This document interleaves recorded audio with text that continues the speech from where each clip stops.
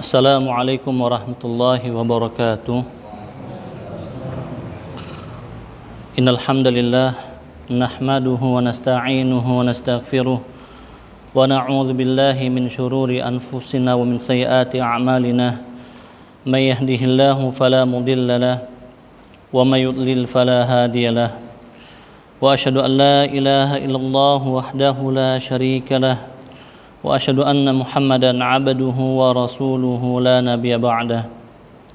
Qala Allah tabaraka wa ta'ala fi kitabihil karim, ya ayyuhalladzina amanu taqullaha haqqa tuqatih wa la tamutunna illa wa antum muslimun. Wa qala ya ayyuhalladzina amanu taqullaha wa qulu qawlan sadida yuslih lakum a'malakum wa yaghfir lakum dhunubakum wa may yuti'illaha wa rasulahu faqad faza fawzan 'azima. Amma ba'd. Alhamdulillah segala puji hanya milik Allah tabaraka wa taala yang telah memudahkan kita untuk berkumpul di salah satu rumah dari rumah-rumahnya dalam rangka melakukan kewajiban kita, melakukan salat maghrib secara berjamaah yang kemudian dilanjutkan dengan salat sunnah, kemudian dilanjutkan dengan majelis ilmu. Semoga seluruh rangkaian ibadah yang baru saja kita laksanakan ataupun yang sedang kita laksanakan diterima oleh Allah tabaraka wa taala, dan Allah berikan taufik dan hidayah agar kita senantiasa dimudahkan untuk tunduk patuh beribadah kepada Allah Subhanahu wa taala, yang ini merupakan seagung-agung kenikmatan yang Allah berikan kepada seorang hamba di dalam kehidupannya di dunia yang fana ini. Salawat serta salam semoga senantiasa tercurahkan dan terlimpahkan kepada Nabi junjungan kita, contoh dan panutan bagi kita, Nabi Muhammad sallallahu alaihi wasallam, yang mana kita berharap pada Allah Subhanahu wa taala agar Allah Subhanahu wa taala berkenan menjadikan kita pengikut setia Rasulullah sallallahu alaihi wasallam yang senantiasa mengamalkan sunnah-sunnahnya, ajaran-ajarannya hingga hari kiamat kelak. Dan kita memohon pada Allah Subhanahu wa taala agar Allah Subhanahu wa taala mengumpulkan kita bersama beliau sallallahu alaihi wasallam di surganya kelak. Allahumma amin. Jamaah salat maghrib yang semoga senantiasa dirahmati oleh Allah tabaraka wa taala. Insyaallah pada kesempatan malam hari ini kita akan membahas sebuah tema kajian, sudahkah kamu selamat wahai saudaraku, yang mana kajian ini mengetuk hati kita semua, termasuk saya yang berada di hadapan antum sekalian.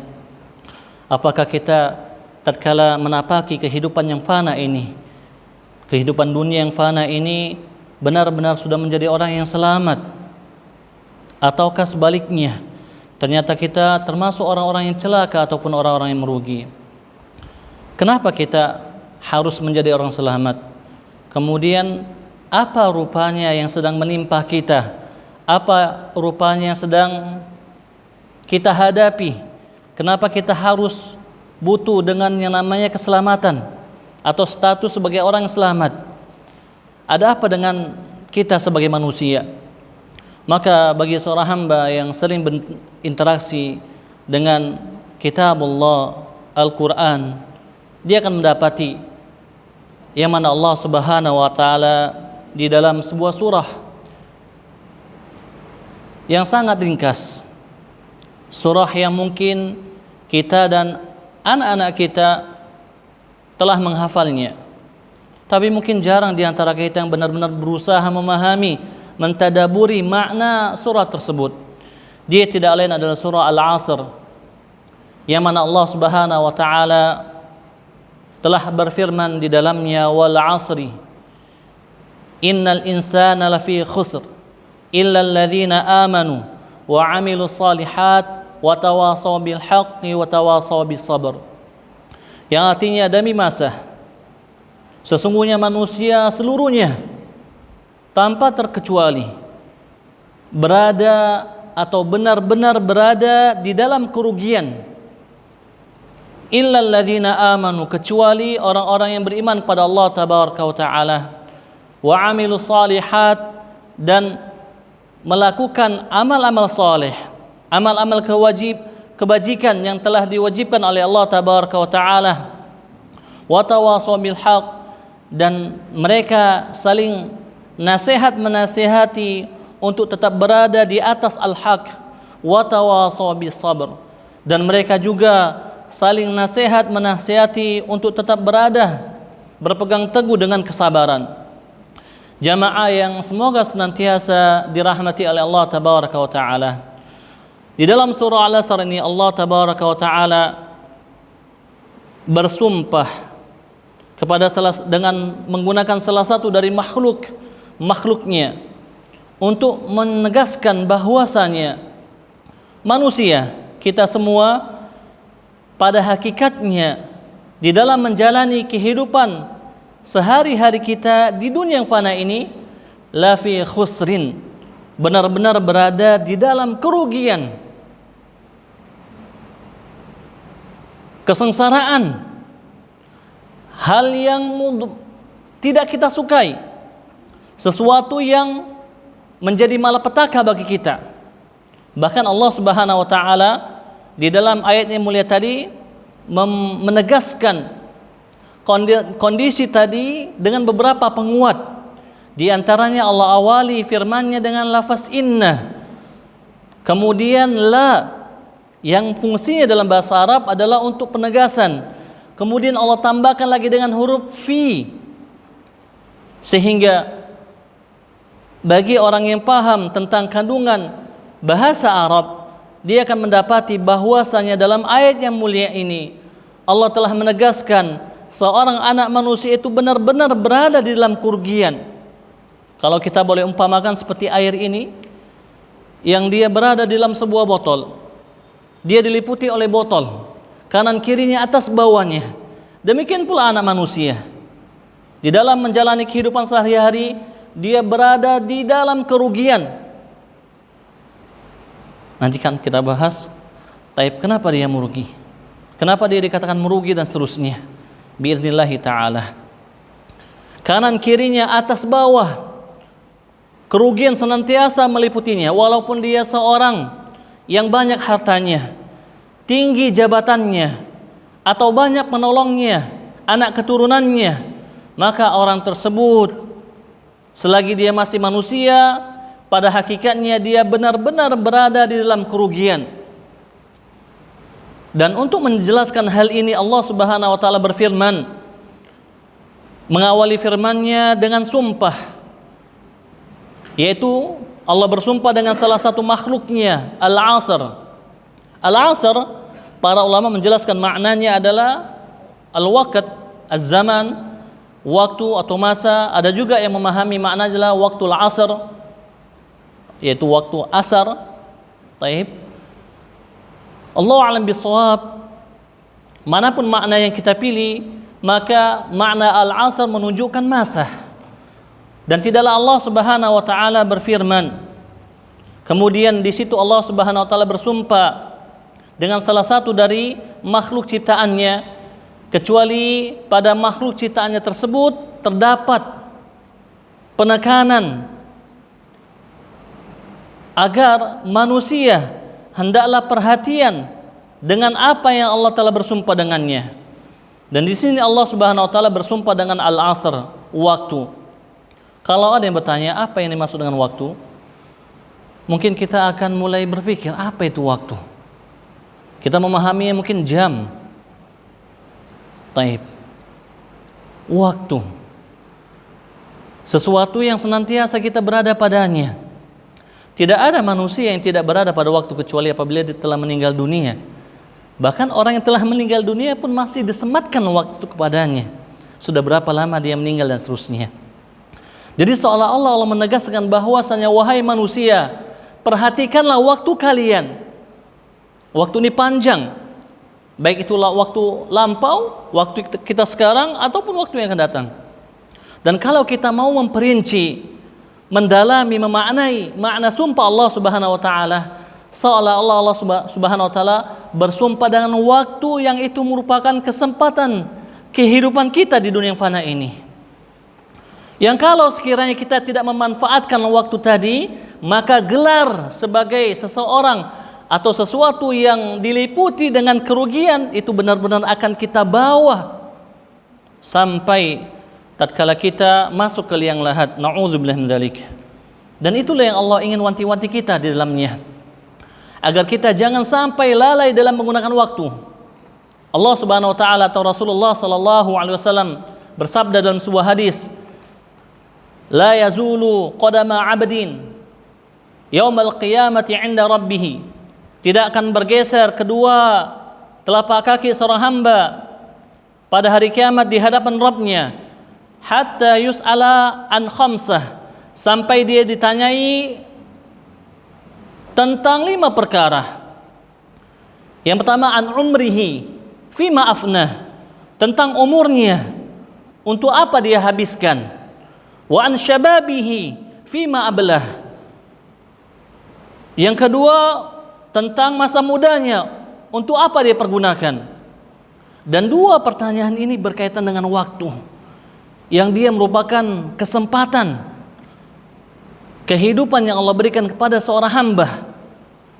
Semua aktivitas kehidupannya terjadi di dalam sesuatu yang kita namakan waktu tadi, baik itu umurnya secara umum ataupun masa mudanya. Kemudian kelanjutan hadisnya, dia akan ditanya oleh Allah Subhanahu wa taala tentang rezekinya, dari mana dia dapatkan dan untuk apa dia belanjakan. Kemudian tentang ilmunya, apa yang sudah dia amalkan. Yang menjadi syahid kita pada hadis ini adalah ketika Allah Subhanahu wa taala akan menanyai seorang hamba tentang umurnya, untuk apa dia pergunakan. Apakah dia telah menjalankan misi kehidupannya? Ustaz, emang ada misi kita diciptakan oleh Allah Subhanahu wa taala? Tentu jawabannya ada. Bahkan Allah bantah dalam surah Al-Mu'minun. Allah berfirman, "Afa hasibatum annama khalaqnakum abathan wa annakum ilaina la turja'un." Kata Allah di akhir-akhir surah Al-Mu'minun. Taib. Allah berfirman, "Afa hasibatum, apakah kalian mengira wahai manusia bahwasanya kalian diciptakan begitu saja tanpa satu tujuan? Wa annakum ilaina la turja'un, dan bahwasanya kalian tidak akan dikembalikan kepada kami? Fata'ala Allahul Malikul Haq." Kata Allah, Maha suci Allah melakukan suatu perbuatan yang tanpa tujuan yang jelas. Maha suci Allah, raja yang sebenarnya. Maha suci Allah, raja yang sebenarnya. Jadi Allah sucikan dirinya dari perbuatan menciptakan manusia dengan tanpa tujuan. Lalu apakah Allah Subhanahu wa taala tidak menjelaskan tujuan kita? Sudah Allah jelaskan. Di dalam surah Az-Zariyat Allah berfirman, "Wa ma khalaqtul jinna wal insa illa liya'budun." Tidaklah aku menciptakan jin dan manusia kecuali agar mereka beribadah kepadaku.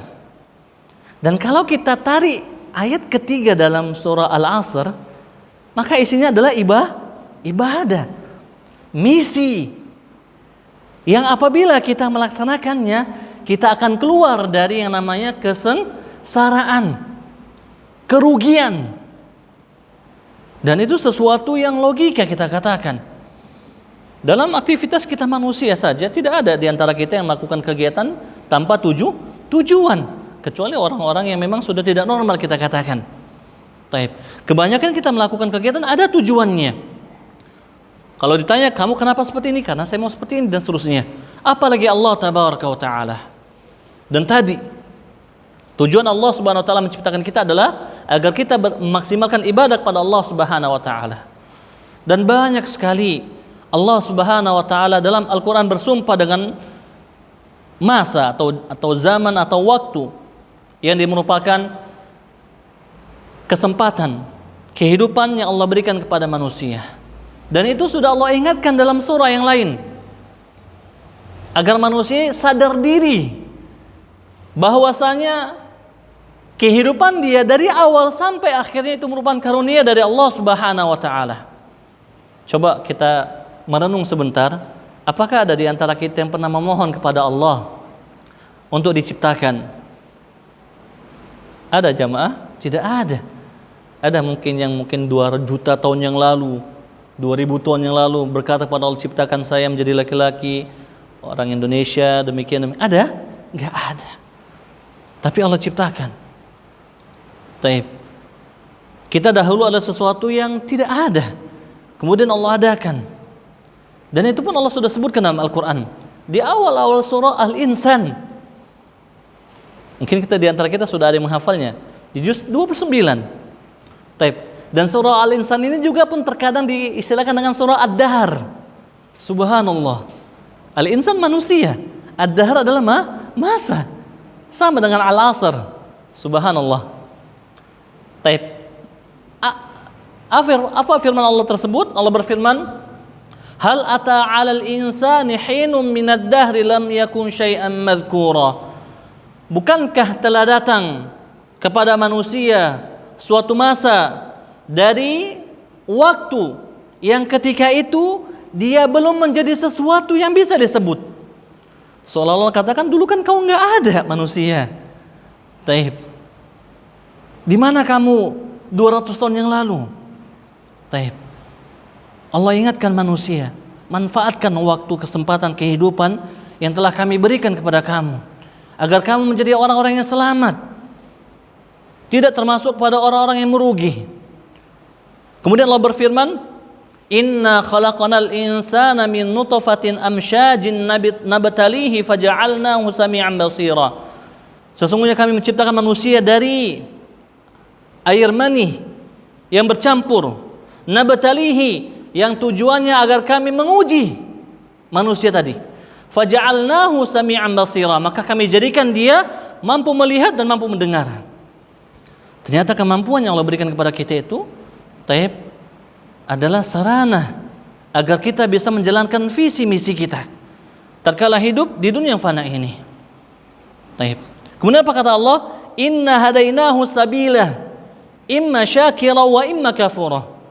Sesungguhnya taib, sesudah diciptakan manusia dari air mani yang bercampur, kemudian Allah berikan perangkat sarana agar dia bisa merealisasikan misinya di dunia. Allah berikan kemampuan dia untuk melihat dan mendengar. Kemudian inna hadainahu sabila, sesungguhnya kami pun juga telah memberikan, sesungguhnya kami pun juga telah menunjukinya jalan imma syakira wa imma kafura, jalan orang-orang yang bersyukur dan jalan-jalan orang yang kufur, tidak bersyukur pada Allah Subhanahu wa taala.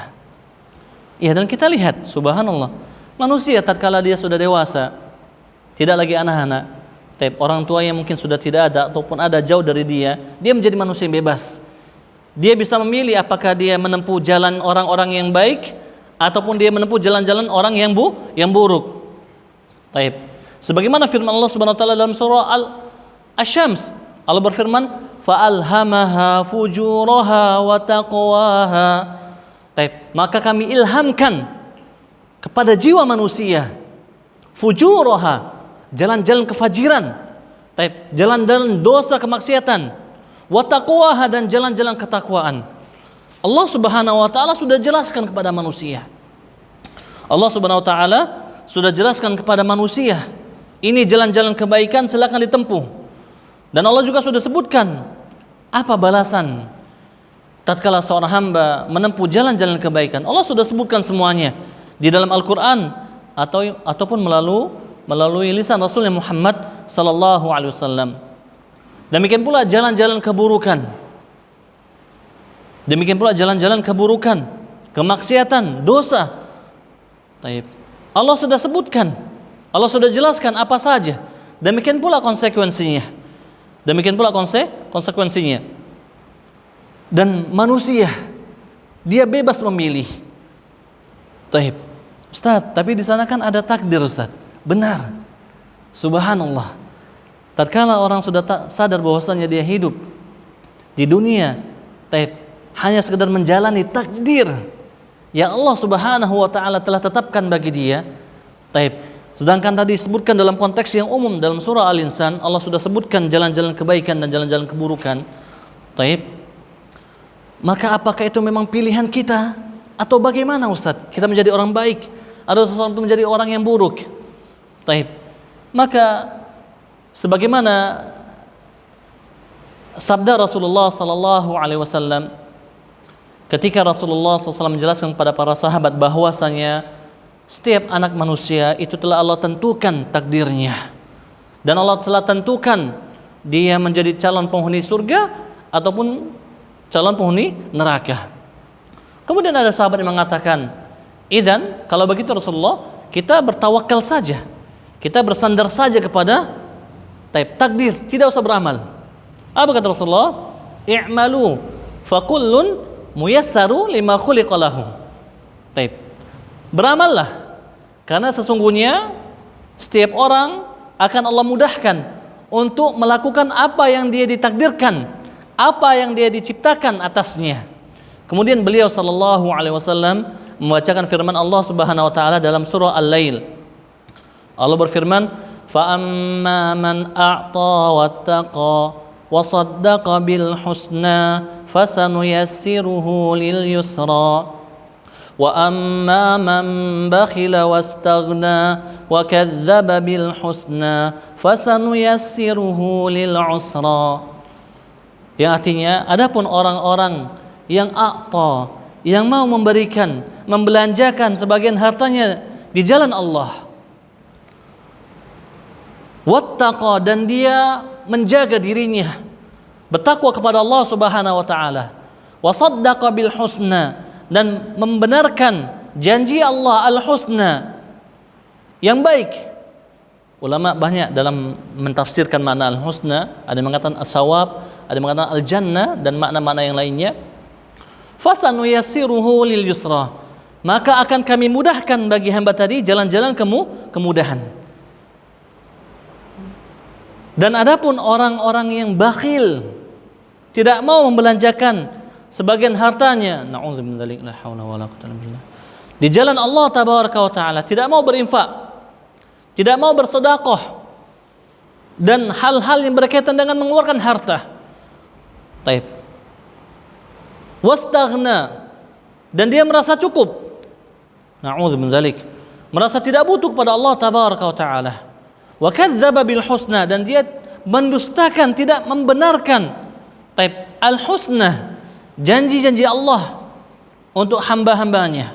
Apa kata Allah? Fasanuyassiruhu lil usra, maka akan kami mudahkan bagi dia jalan-jalan kesulitan. Jalan-jalan kesulitan. Rasulullah sallallahu alaihi wasallam membacakan ayat ini sesudah menjelaskan hadis tadi, ingin menjelaskan kepada para sahabat dan kepada kita bahwasanya seseorang yang Allah memang sudah takdirkan dia menjadi orang baik, maka Allah akan mudahkan dia untuk melakukan amal soleh. Demikian pula sebaliknya, na'udzubillahi min dzalik, seseorang yang Allah sudah takdirkan dia menjadi penghuni neraka, maka Allah akan mudahkan dia untuk melakukan amal-amal keburukan, dosa dan kemaksiatan.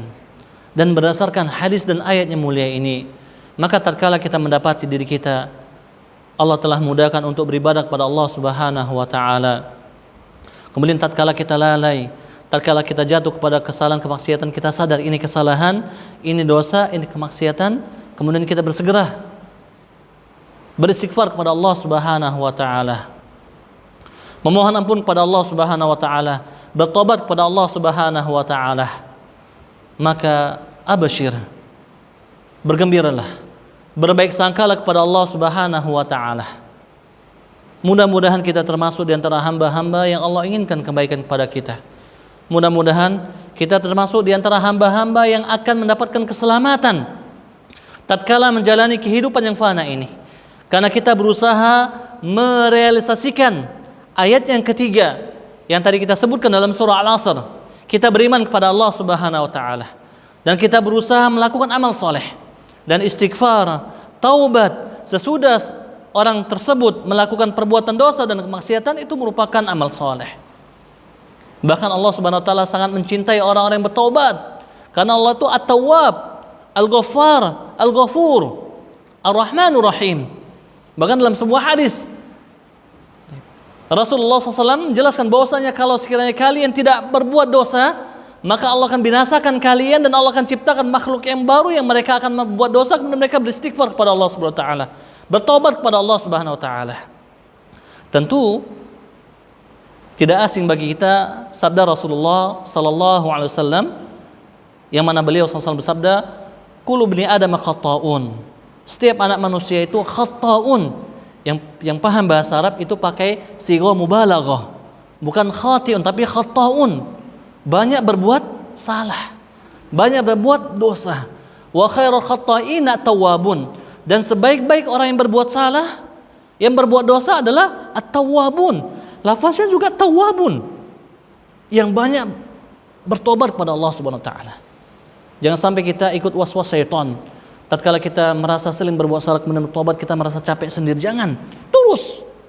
Tatkala berbuat dosa, tobat kepada Allah. Terus tobat, istighfar terus sampai kita meninggal dunia. Sampai kita meninggal dunia. Karena tidak ada manusia yang sempurna. Tidak ada manusia yang sempurna. Bahkan Allah Subhanahu wa taala menyebutkan bahwasanya salah seorang atau salah satu kelompok orang-orang yang bertakwa adalah mereka yang berbuat dosa kemudian bertobat kepada Allah Subhanahu wa taala.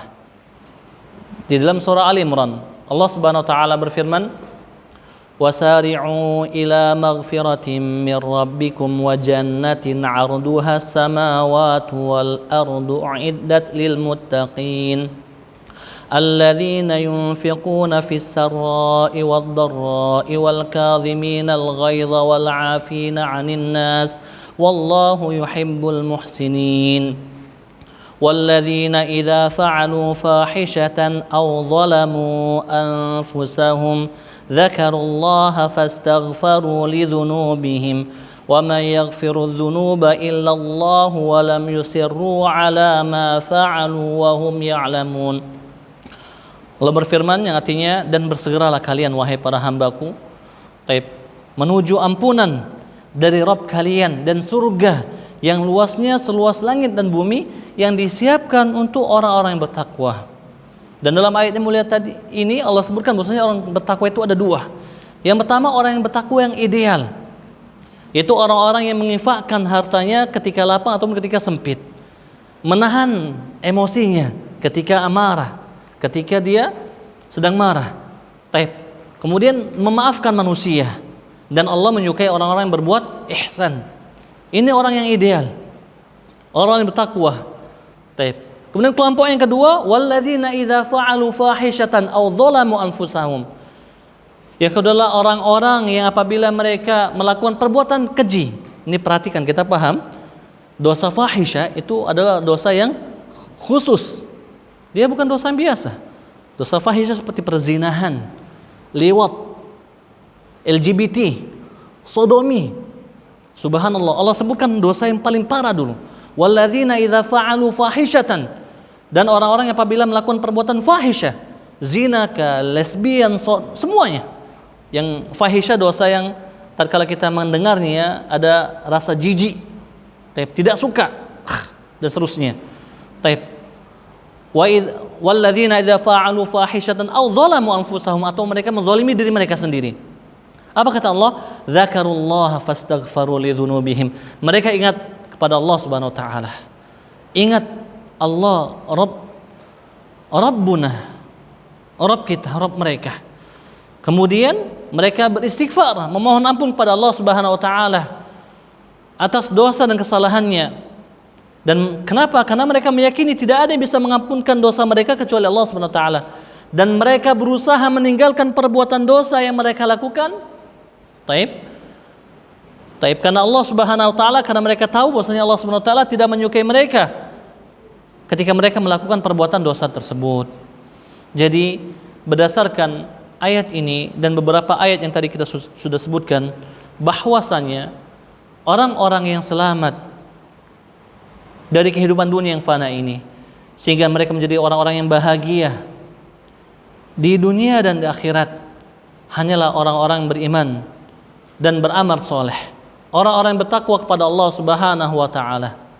Bahkan subhanallah, mungkin ada di antara kita yang memang ingin langsung dapat kiat-kiat bagaimana cara mendapatkan kehidupan yang bahagia. Taib, yang aman, sentosa, harmonis, bahagia. Taib. Ternyata kembali kepada dua hal tadi, iman dan amal soleh. Dan itu pun sudah Allah sebutkan dengan jelas di dalam surah An-Nahl. Ketika Allah SWT berfirman, "Man 'amila salihan min dzakarin aw untha wa huwa mu'minun falanuhyiyannahu hayatan thayyibah walanajziyannahum ajrahum bi ahsani ma kanu ya'malun." Ini bagi orang yang ingin hidupnya bahagia. Taib. Thayyibah, sejahtera. Taib, tenang. Taib, perhatikan ayat mulia ini. Allah berfirman, barang siapa yang melakukan amal soleh, baik laki-laki ataupun perempuan, dalam keadaan beriman kepada Allah Subhanahu wa taala. Apa kata Allah? Falanuhyiyannahu hayatan thayyibah. Kita yang belajar bahasa Arab ini paham, ini kalimat sebab akibat. Taib, barang siapa yang melakukan ini maka pasti seperti ini. Barang siapa melakukan amal soleh dalam keadaan beriman kepada Allah Subhanahu wa taala, kata Allah, falanuhyiyannahu, maka pasti akan kami berikan kepada dia hayatan thayyibah, kehidupan yang thayyibah. Tentu tidak bisa kita definisikan thayyibah di sini. Sejahtera, aman, bahagia pokoknya. Taib, wala najziyannahum ajrahum bi ahsani ma kanu ya'malun. Tidak hanya itu saja. Di akhirat Allah katakan, dan pasti akan kami balas mereka dengan balasan yang lebih baik dari apa yang mereka pernah lakukan dahulu. Ternyata kuncinya taib ada pada dua hal tadi, beriman kepada Allah Subhanahu wa taala, kemudian beramal soleh yang dia merupakan ketakwaan kepada Allah Subhanahu wa taala. Subhanallah, ternyata mudah menjadi orang yang selamat. Iya, teorinya mudah, tapi menjalannya tidak semudah seperti kita membaca kitab, membaca Al-Quran. Di sana banyak godaan, baik itu syahwat ataupun syubhat. Yang tadi kita berusaha istiqomah menjalankan ibadah kepada Allah Subhanahu wa taala, ternyata ada saja halangannya. Tapi berbahagialah bagi orang-orang yang berusaha sungguh-sungguh menempuh jalan Allah Subhanahu wa taala. Karena di akhir surah Al-Ankabut Allah berfirman, "Walladzina jahadu fina lanahdiyannahum subulana wa innallaha lama'al muhsinin." Kita hanya butuh kejujuran kepada Allah Subhanahu wa taala. Kalau kita memang jujur ingin mendekatkan diri kepada Allah Subhanahu wa taala, berapa banyak pun melencengnya kita ke kanan ke kiri, karena itu sesuatu yang mungkin ditakdirkan oleh Allah Subhanahu wa taala kepada kita. Yang penting kita jujur, tidak mengikuti hawa nafsu. Kita jujur ingin menjadi orang baik. Taib. Maka kata Allah, walladzina jahadu fina, dan orang-orang yang jahadu fina, yang bersungguh-sungguh fina, di dalam kami. Maksudnya apa? Berusaha menjadi hamba-hamba terbaik kami. Orang-orang yang benar-benar beriman kepada Allah Subhanahu wa taala, mendekatkan diri kepada Allah Subhanahu wa taala. Apa kata Allah? Taib. Walladzina jahadu fina lanahdiyannahum subulana, maka pasti akan kami tunjukkan kepada dia jalan-jalan menuju kami. Taib. Wa innallaha lama'al muhsinin, dan sesungguhnya Allah bersama orang-orang yang berbuat baik kepada Allah Subhanahu wa taala ataupun berbuat baik kepada sesama manusia. Dengan dua hal ini, insyaallah taala kita akan selamat dari kehidupan yang fana ini. Dan dua hal ini merupakan ibadah, takwa, yang itu merupakan misi, tujuan kita diciptakan oleh Allah Tabaraka wa taala. Kita mengaji, kita menghadiri majelis ilmu, kita sholat dan seterusnya, tidak lain dan tidak bukan tujuannya adalah agar selamat dunia dan akhirat, agar bisa menjadi hamba Allah Tabaraka wa taala yang benar-benar tunduk dan patuh pada Allah Subhanahu wa taala, bukan untuk tujuan dunia lainnya, bukan supaya dikatakan ini, dikatakan itu, atau na'udzubillahi untuk mendapatkan ini atau mendapatkan itu, dan seterusnya. Bahkan subhanallah, kalau kita perhatikan lagi keistimewaan orang-orang yang melakukan amal soleh dan beriman kepada Allah Subhanahu wa taala, orang yang bertakwa, di dalam surah At-Talaq, dan ini dalam konteksnya Allah sedang berbicara tentang perceraian. Yang kita tahu, perceraian adalah perkara yang mungkin dibenci oleh manusia. Tidak ada orang yang bercerai kecuali dia akan bingung dengan kondisinya. Ayat yang sudah sering dibacakan oleh seorang asatidzah atau khatib dalam majelis ilmu ataupun dalam ceramah dan khutbah-khutbah mereka, yaitu firman Allah, "Wa may yattaqillaha yaj'al lahu makhraja wa yarzuqhu min haitsu la yahtasib." Ini ayat ini keluar disebutkan dalam konteks orang yang melakukan perceraian. Seolah-olah Allah ingin mengatakan, kalau sekiranya perceraian yang kalian lakukan itu berdasarkan dengan ketakwaan, maka kalian akan mendapatkan apa yang disebutkan dalam ayat tadi. Dan orang-orang yang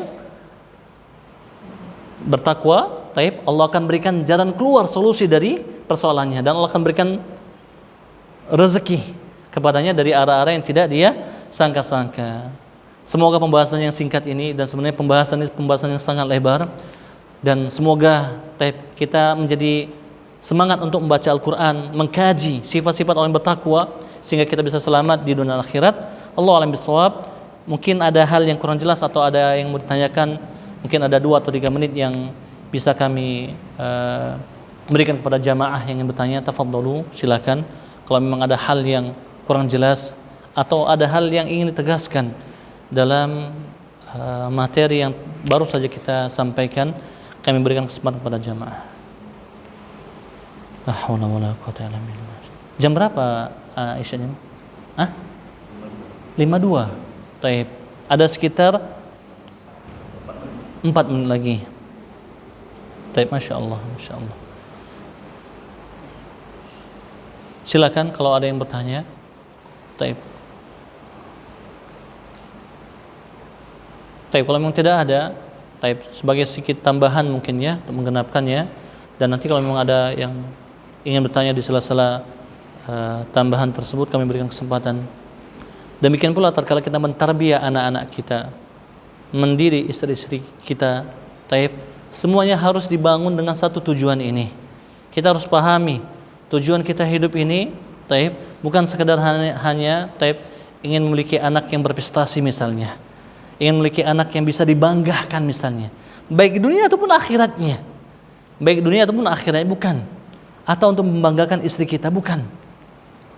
Tapi kita mendidik anak-anak kita, mendidik istri-istri kita agar mereka bisa merealisasikan, melaksanakan apa yang Allah sudah sebutkan dalam Al-Quran, firman-Nya, dari hal yang tadi telah kita bahas, sehingga mereka menjadi orang-orang yang bertakwa kepada Allah Subhanahu wa taala, dekat kepada Allah Subhanahu wa taala, yang dengan itu kita akan dikumpulkan oleh Allah Subhanahu wa taala bersama mereka, bersama anak-anak kita, bersama istri kita di surganya kelak. Adapun tatkala kita menjadikan orientasi kita dalam mendidik anak kita adalah sesuatu dari perkara dunia, ingin dipuji karena anaknya seperti ini, ingin dipuji karena anaknya melakukan hal seperti ini, jangan sampai kita mendidik anak dan istri kita dengan orientasi dunia, tapi ajarkan mereka akan memiliki orientasi akhirat, dan selalu memohon kepada Allah Subhanahu wa taala taufik, hidayah dan inayahnya, agar kita dimudahkan oleh Allah Subhanahu wa taala untuk membimbing keluarga kita. Karena tadi konteksnya kita berbicara untuk diri kita pribadi. Makanya kami tutup di sini, konteksnya kita sebagai seorang suami atau kepala rumah tangga. Dan itu pun sudah Allah sebutkan dalam Al-Qur'an. Dalam surah At-Tahrim Allah berfirman, ya ayyuhalladzina amanu qu anfusakum wa ahlikum nar. Subhanallah, Al-Quran benar-benar hudal lil muttaqin, hudal lin nas. Subhanallah, semuanya Allah sudah sebutkan di sini. Tinggal kita mau tidak membacanya, mau tidak mempelajarinya. Bagaimana supaya bahagia, Allah sudah sebutkan. Bagaimana mendapatkan rezeki, Allah sudah sebutkan semuanya. Allahu Akbar. Masalah rezeki Allah sudah sebutkan di akhir surah Thaha. Allah Tabaraka wa Ta'ala menyebutkan di akhir surah Thaha, firman Allah Tabaraka wa Ta'ala, dan Allah tegur Nabi Muhammad. Allah berfirman, wala tamuddanna 'ainaika ila ma mata'na bihi azwajan minhum zahratal hayatid dunya linaftinahum fihi wa rizqu rabbika khairu wa abqa.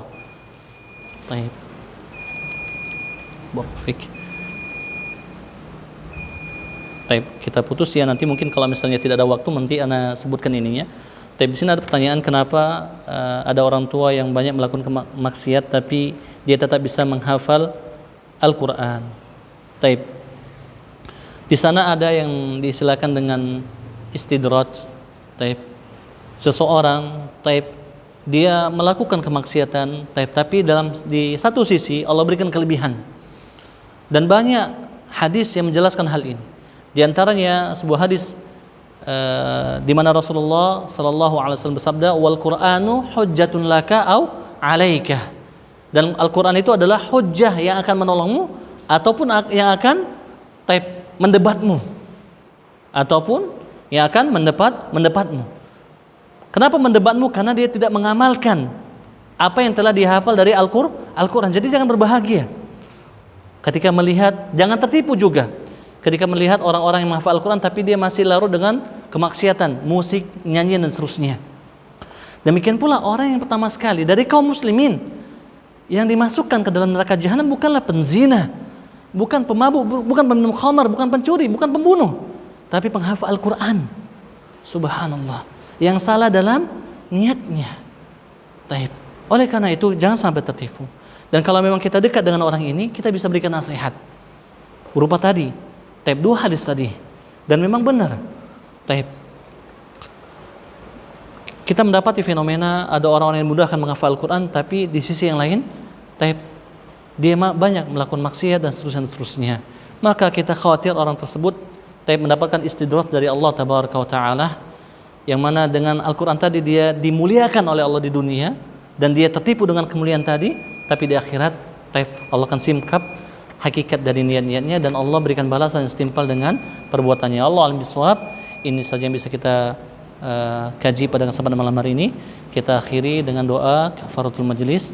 Subhanakallahumma wa bihamdika asyhadu an la ilaha illa anta astaghfiruka wa atubu ilaik. Assalamualaikum warahmatullahi wabarakatuh.